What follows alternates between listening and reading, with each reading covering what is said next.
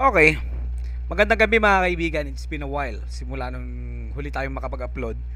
Pero meron tayong good news. Almost 2 weeks na patay sarado ang shop. Last week, isang araw lang ata tayong bukas. And ngayong week na to, 2 araw lang, today until tomorrow. Kasi nga sa Friday, oath taking na ng misis natin. Pasok na siya sa government.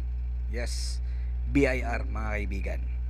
Sa BIR po nakapasok ang misis natin. Sapat ng isa na merong makapasok sa government para mag-work as regular. And speaking of government position, yes mga kaibigan, breaking. This is according to the post of DepEd Philippines mga kaibigan, no?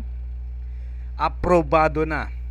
Yes, aprobado na ni PBBM mga kaibigan ang pagha-hire ng 16,000, yes, 16,000 new items ng mga guro sa DepEd.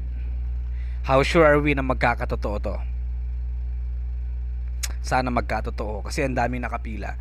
But we are no longer on the part, no, na umaasa pa tayo dito kasi we've made a decision already na hindi na tayo papasok sa government. Misis na lang natin ang nakapasok din mga kaibigan, and business na tayo. Focus na tayo sa business. Sobrang kalat pa dito, pasensya na. So PBBM, DBM, aprobado ang 16K items ng mga guro para sa DepEd. Basahin natin dito yung post mga kaibigan. Outlined by DepEd Philippines, tatanggap ang kagawaran ng edukasyon or DepEd ng 16,000 mga bagong guro kasunod ng pag-aproba ng dagdag na teaching positions ni Pangulong Ferdinand R. Marcos Jr. at ng Department of Budget and Management. So this one is already approved.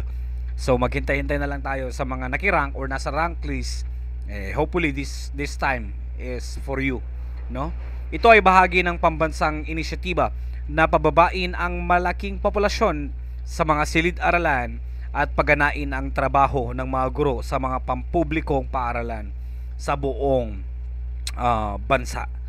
Alright, mga kaibigan. So, congratulations.